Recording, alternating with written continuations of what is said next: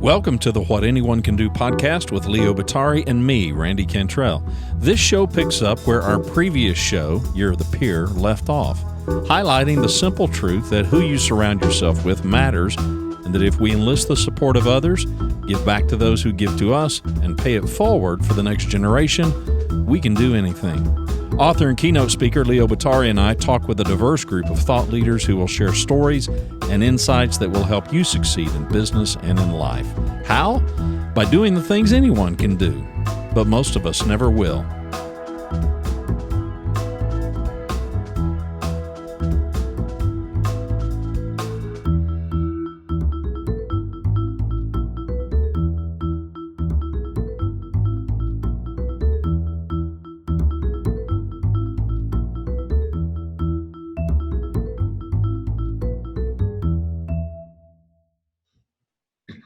Welcome back to another episode of What Anyone Can Do, the podcast. My name is Randy Cantrell, coming to you from Dallas, Fort Worth, Texas. He is Leo Batari, coming to you from San Diego, California. The website is leobatari.com. That's leobottary.com. And we thought a week from today, we're recording today on August the 21st, 2019. This is Wednesday. And a week from now, you will be in Oslo, Norway. Yeah, and I'm real excited that we're going to be doing the show from there next week. We'll probably record it on Wednesday, get it up on Thursday. Of course, as we were just figuring out, there's a 7-hour time difference from Dallas, Texas to Oslo, but we should be able to negotiate and navigate that pretty well. I think what I really love about this whole initiative and this conference, which is basically about being future ready. And future readiness, not just about being innovative and forward thinking and all of that from a standpoint of how we grow in a progressive, forward thinking kind of way, but also how we're just aware of what's going on in the world and how we can be prepared, in certain respects as well. It's fascinating because the agenda for the day is really going to be a lot of fun. So the first speaker is Chris Katarna. And he is the co-author of a book called The Age of Discovery, where we basically takes a deep dive into the Renaissance, right? So to look forward, first we're going to look back. We're going to look at these lessons from history. We're going to look at what was going on 500 years ago and what that looked like. And of course, the similarities of what was taking place there. And I really encourage people to read the book. It's incredible. Are really quite remarkable when we start looking at everything from the printing press and how that equates to social media and all of the things that it allowed for. And again, there's just so many other parallels there, which are really exciting.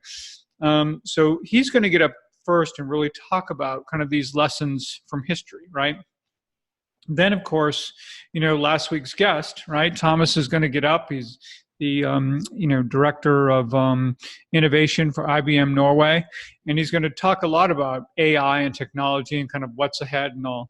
So my job basically is the third speaker after these two guys scare the hell out of the audience, basically, which is I'm just joking, but it's going to definitely leave. There's going to be a lot of open mouths, I think, in that room going, "Oh my God!" Like when they think about what wave is coming. Right. To be able to just really, I think, put the audience at ease a little bit and say, all right, this appears pretty daunting. However, the good news, and we can look back to what Chris Katarna says, and when I know Thomas will reinforce also based on what we talked about last week, was that we don't have to do this alone. No one's ever done it alone in the past. We're not going to have to do it in the future either, and that together we're capable of some pretty amazing things.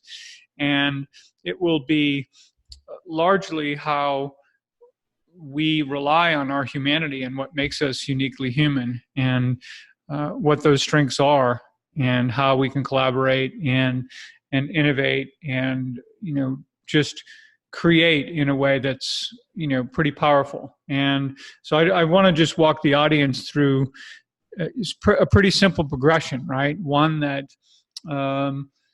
we all were really familiar with in terms of peer influence. I mean, how many times on this podcast have we talked about that, and just the pervasive nature of peer influence and how it's existed for as long as we can remember as kids, and it certainly plays a huge role in our lives today, to taking them there and just telling them three stories. One that speaks to peer influence, the next one that speaks to peer advantage, which is this idea of being more selective, strategic, and structured, about how we engage our peers, of course. And the third is that what's possible when you engage in peer advantage, and that becomes peer innovation. This notion of people who are share, I think, very similar values and share the want of a common outcome, but yet they bring different perspectives and skills to the table, what they're capable of doing. And I'll tell a story about certainly how I've experienced that many times in my career, particularly in the advertising and communication business, where you've got people with all different skills and disciplines who create campaigns and world-class work for clients that would never have been produced if any one person were responsible for it. So, and then what's really exciting is we're going to be tossing to, after me, a couple of, people who are going to be sharing their real stories about peer innovation, essentially, and what that looked like, not only across Europe, but in Norway itself. And then really being able to wrap up as a call to action to the people there, who are largely going to be, I would say, VP, director, manager levels. Now, this isn't speaking to the C-suite, but it's a reminder not only to the next generation of leaders, but also the fact that we can innovate, we can pick our heads up and look out. We can look back in history, we can see what's around us, and we can look forward no matter where we sit in the organization. We don't have to be the CEO to do that. We don't have to be the chief strategy officer or chief innovation officer. We can do it, no matter what our job is. And the more that we kind of accept responsibility for that and do that, I think the less scary the world is, I hope. And also, the more that we can engage others to help us with whatever may come our way. And for perhaps new listeners, and we welcome you, and we're glad that you click play.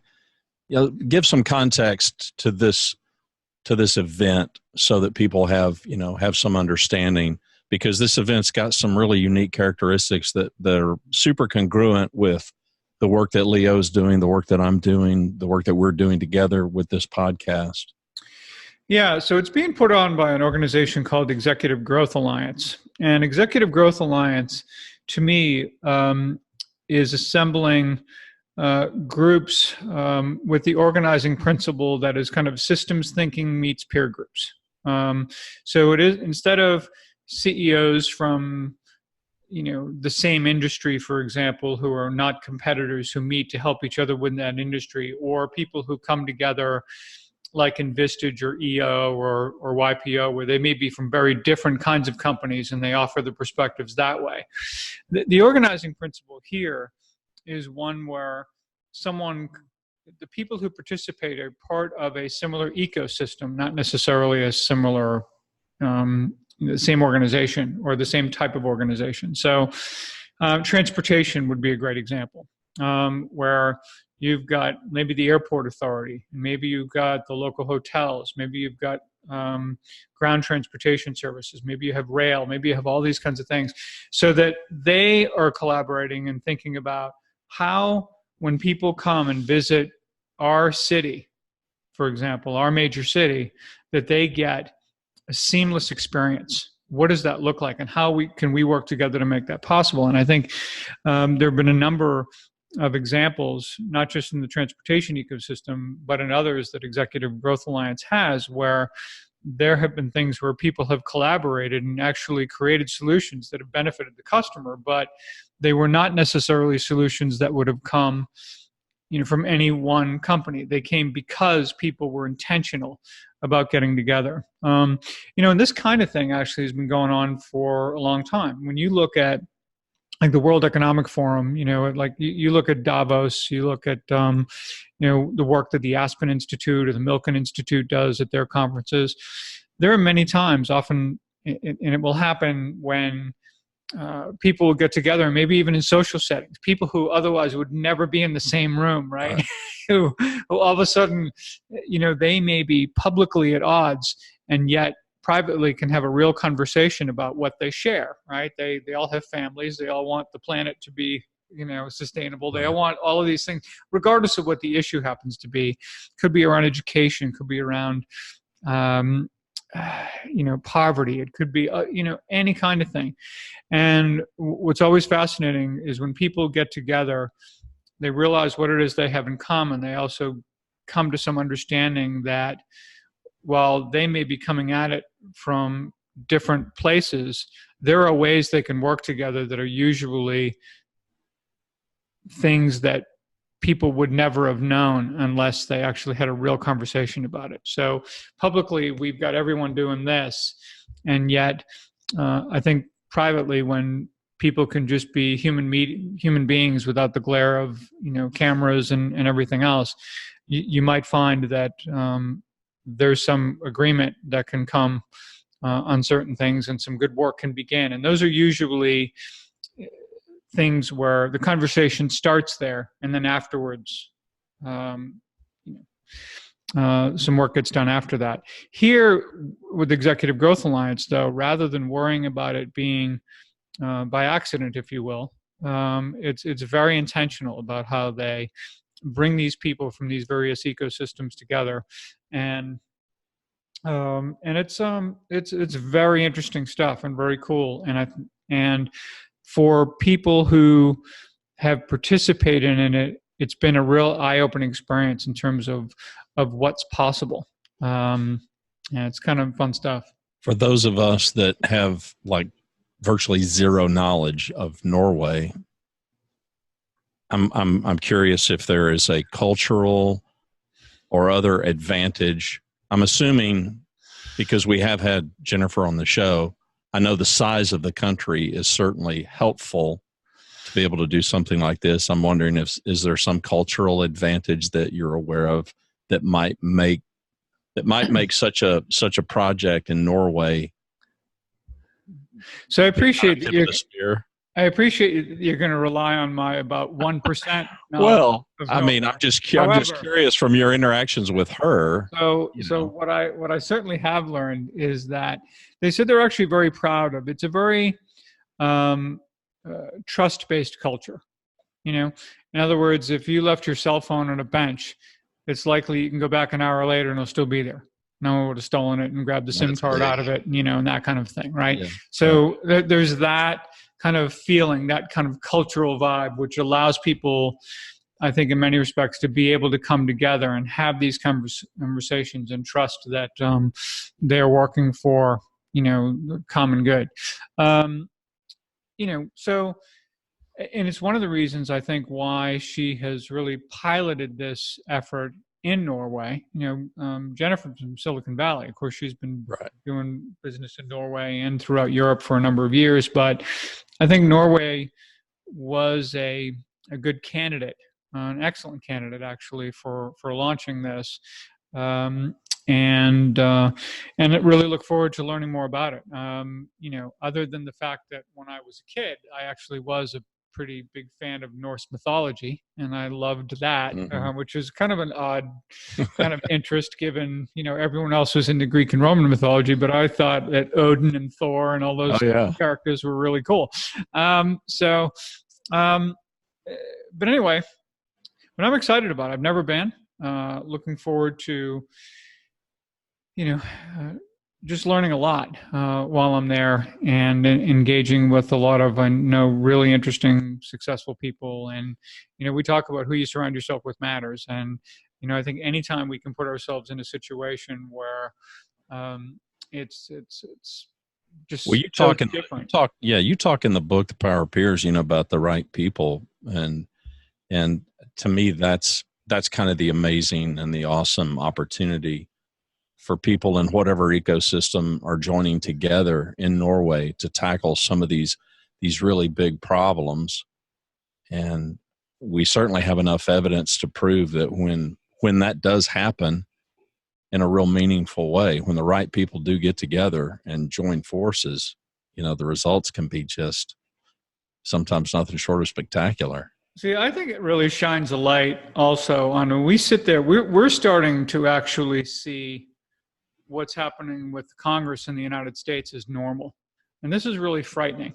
It really is. I mean, someone wins, no one cares. It's about digging in your heels for 4 years in the hope that you'll win the next one, or in 2-year cycles, when people are trying to get majorities in the House and the Senate, only so that everything is partisan all the time, no matter what it is. I mean, they could figure out how to make whether the sky is blue, purple, red. Right. They'll turn it into a partisan issue in some way, shape, or form. And I just personally don't think that that's what we've paid our legislators. I don't think that's what we pay them to do. I think we actually pay them to get things done for the American people, not to come home and say, hey, I stuck to my guns. Nothing happened. Right. And how'd you like to be graded that way when you went to work, right? To be able to say to your boss at the end of the year when your performance grew, you know what, I stuck to my guns. I mean, I realized I didn't produce anything meaningful for the company at all today, but not only I was the most stubborn guy there. I want a raise next year too. And it's like, well, that doesn't seem right. I just feel that, we've got to get to a place at some point in time, and I don't care which administration it happens under, Republican or Democrat, where we start putting the country ahead of our own partisan bickering and our own and the media stokes this fire as well. Let's face it. Of course. What it's all about. This is, every time, in fact, you have a situation where it looks like someone might collaborate on something, then it's like, well, who caved? Who did this? Who did that? Right. Somebody's being vilified for not, and it's like, for compromise. How about they just got together and they got something done? Wouldn't that be, great? I remember seeing statistics a while back in terms of I think it was back in Truman when he was campaigning. I think it was his second campaign, and he was campaigning against the Do Nothing Congress, who had passed. And again, I don't have the numbers off the top of my head. I used to know them. But the point being that the Do Nothing Congress would make today's Congress look like the most productive entity on the planet, and it's really frightening how that has just absolutely atrophied. So I think when you see efforts like this going on, and whether they be in Norway, the United States, wherever it is, and I'm not talking about this in terms of, pitting one country against the other. Sure. I'm just talking about people anywhere. When you actually get them working toward, a common goal. William Ury, when he, in his wonderful TED Talk, the Walk from No to Yes, talks about this idea that there's the third side. It's for the good of the children. It's for the future of the planet. It's for whatever. There's something there that is for the greater good that we all have to remember that we just need to be working toward. And so this is why I was so attracted to what they're doing in Norway, this idea of really combining the power of peers and really getting people collaborating with this understanding that we are part of a larger ecosystem. And I think what's instructive for anyone who's sitting in a company who may be listening to this podcast or on the way to work or wherever they are, and is thinking in terms of their team or their department or their business unit or whatever, and everything can be so constantly focused on that one thing, when you can be taking actions here that can actually impact another team or another business unit completely by mistake. Like, you're not trying to do that, it just does. And the problem oftentimes is by the time you discover problems elsewhere, the time gap is such that you wouldn't even link the two. And this is where all this becomes, I think, really, very troubling when we don't, I think, get people to be thinking on those terms. Obviously, point being that, it's just really great when you see that happening. And I wish we would expect a lot more of it. And I think, again, come 2020 election, I don't care who you're electing wherever, whether it's your state legislature, whether it's your congressman or senator or the White House, whoever it happens to be, I think finally getting people to start putting country first, instead of their own ego and their own office and their own. In fact, I don't even know why anyone wants to even run for a job that you can't even do anyway. Yeah, that's me. It really becomes That's what puzzling, right? So we talk a little bit, because we've talked some about this, but I think it's worth a little bit of conversation before we wrap up this show. If you've got a company, if I'm leading a team, a small team inside, corporate America, and I've got a team of 5 to 10 people, and invariably things don't go to suit me as the leader or don't go to suit our team, and that's how we see it, and that's the lens through which we look. And of course, the bigger the company, the more potential candidates you can point to as why our life is not what it could be or should be. And so I've got all kinds of scapegoats that I can look to and all kinds of excuses that I can make. And my real focal point here is those gaps of ignorance, not stupidity, those gaps of ignorance that we fill with our own conjecture because we have no clue what's going on the other side of the building or the other side of the campus of our company, and whatever pressures and constraints those people are under who we can blame. And from your talk about our government and whatnot, I mean, that there's just so many gaps of knowledge, and there's so many places where we can point fingers and blame, as opposed to saying, this is what we've got. Now, can we try to understand something so that we can at least do whatever we can do to move forward? Well, I mean, you're talking about two issues there. One being communication, right? When we've talked many times before, when there are gaps in communication, we will fill in the narrative by ourselves, truth, and usually. But even the desire to understand, I mean, doesn't an awful lot of it just stem from? I mean, it seems to me that you go to Washington, there seems to be such little desire to even understand. Well, yeah. I mean, so you started by talking about company, and then when you go to different ballgame. But I'd like to think that when you're part of an organization, transparency helps a lot. It helps you understand that things may not go my way on something, but there is a reason for it, and at least I'm aware of it. I know I work for a larger entity here. What maybe feels like would be in our self-interest, if I were the CEO and actually saw the whole bigger picture on this, I get it. Right? We don't always love it, but at least we understand.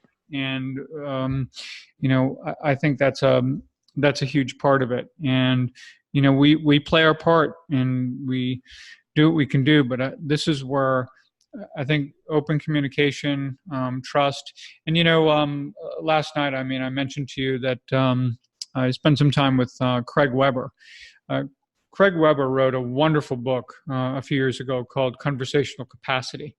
And it really is a very deep dive into how people engage one another. And last night we were talking about the fact that there is kindness in clarity, right? We don't want to put off saying things, or we don't say it in quite the way I would. We don't hurt somebody's feelings. Well, all we do is make it worse, because we're going to hurt their feelings worse down the road, and for more reasons than just what the bad news was, right? Being clear and open with people, and having the ability to have good conversations and to be good listeners as well as good communicators from that respect is really important. In fact, he's got a new book that's coming out very soon called Influence in Action. And I'm hoping, of course, that we can get Craig on the show, because he's an amazing guy who's done some brilliant work. And I think conversational capacity really, and his new book, Influence in Action, speaks to the heart of what it takes in a granular kind of way, how people can really do this, how people can get and obtain the skills, right, to do this. Because we think we know how to do it. We think we're born learning how to talk and listen and all that kind of stuff, but we really don't. And because of that, that's why we go sideways on, a lot of these things. And you look at someone like Craig's work, and really makes me think that we need to get him on the show real quick. As you know, Brian got very unexpectedly tied up with something, but he's going to be joining us soon. Life Scale is an amazing book. Yep, we'll hawk his book. Brian Solis was going to be our guest today, but Brian had some things that came up. Yeah, and life happens. And he's been on the show before. He's excited to do it. His book is amazing, and in fact, it gives our guests maybe a little extra time to grab a copy and have a look at it prior to our show, because again, I think it's just, and it's a really gorgeous book, and see if this comes across in the video. If you're listening to the podcast, then hey, go check out the YouTube channel. But the book is basically a roadmap. It's a 14 chapter, 14 kind of a milestone. And based on what Brian has said, to us and others, I mean, it was a very personal journey. The subtitle is How to Live a More Creative, Productive, and Happy Life. And who doesn't want that? So anyway. And I think very visually, and through the words, takes you on a journey. And yeah. does so really beautifully in a way that it not only relates to folks like us, which we immediately, and again, I want to wait till we're on the phone or on the podcast right. with Brian to talk about kind of the opening chapters of this thing, which really it spoke to me like I couldn't believe it. I'm like, man, this is such. But my oldest daughter, Kristen, she'll be 31 in November, is just about finished with the book and has absolutely loved it. It really spoke to her as well. And for her, it becomes great because it catches her early. And it becomes right. a cautionary tale, right, in many respects, in terms of here are some of the things to be thinking about and watching out for as she plans her life journey, and for that of her husband and her kids, and for her career and everything else. And really having that kind of understanding about what's important and what really matters and how we need to spend our time. So again, we'll be having him on the show soon. We'll put links in the show notes. So if you visit the website, leobottary.com, that's leobottary.com for today's episode. And we'll link up to the books that Leo has mentioned and the speakers that Leo is going to be sharing kind of the stage with in Norway, as well as Craig Weber's work. Yeah, we'll post a link to that as well. And also, let's we'll see you pretty much next week. From Norway. I'll try to be able to do it from inside wherever I can get a good internet connection. Actually, is going to be the trick. But hopefully we'll get a venue that's quiet and maybe a little visual. So hey, we suffered the glitch today, so it happens. But we'll get it. All right, good. Well, thanks for listening, everybody. Thanks for subscribing. Tell a friend about the podcast. Again, you can find links and all about Leo's work and this podcast at leobottary.com. And we hope you'll subscribe to the podcast. I never, ever say it, so I'm going to. If you'd leave us a 5-star review over at Apple Podcast, or some people still call it iTunes, we'd love it. We'd greatly appreciate it. It would, I don't know, I've been podcasting for a long time. People claim that it helps in discovery. I don't know, but it'll make us feel good about ourselves. Yeah, So exactly. So thanks, everybody. Travel safe, Leo. All right, you bet. Thank you. Bye now.